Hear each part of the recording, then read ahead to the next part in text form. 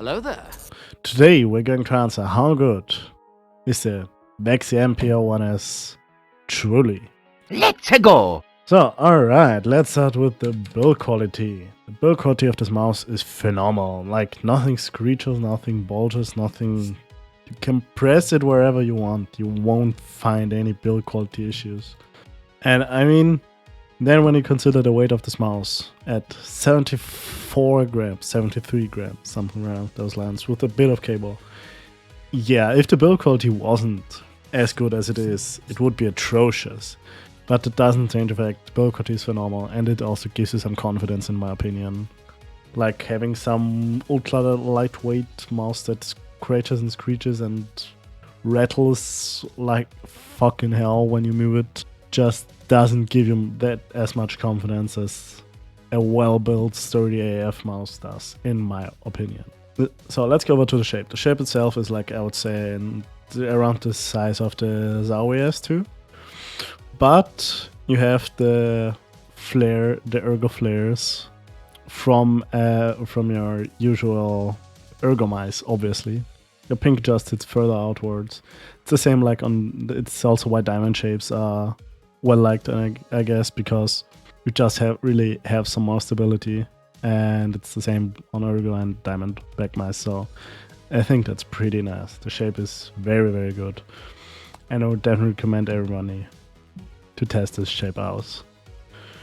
And if you like it, you can do some mods. I'm going to talk about this later. What you don't have to mod though are the clicks. The clicks are Huano pink dots, I think, Huano 10Ms.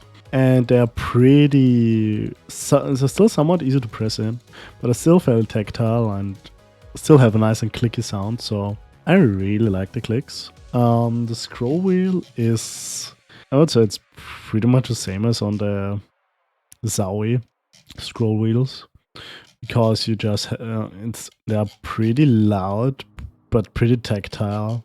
24 steps, like it's the same as on the Vaxee C series.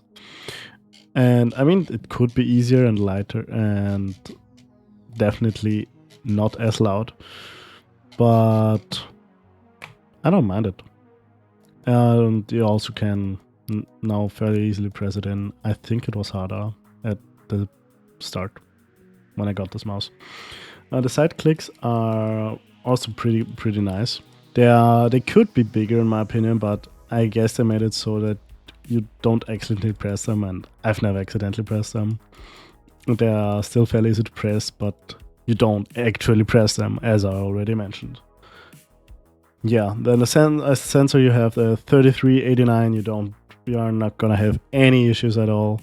Same with the skates. In my opinion, the skates are pretty good. They are not the fastest, so if you're looking for that, maybe get some other ones. But like, a pretty smooth, pretty controlled.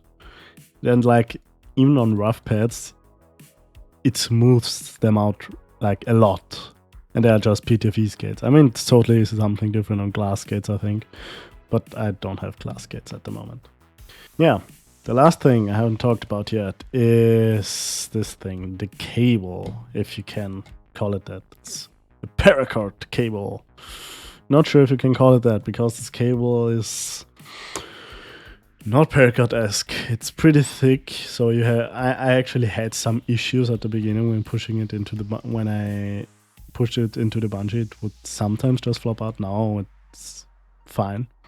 I don't know what changed, but yeah, still it's something you need to know. It's fairly thick. It's pretty stiff, and yeah, no, the cable is not very good, and especially if you plan on maining this mouse, you really might want to consider getting like a lethal cable or just some paracord if you're not in the US. So yeah, I hope and you can change the settings on the bottom, and you can also change the LOD with some button combination.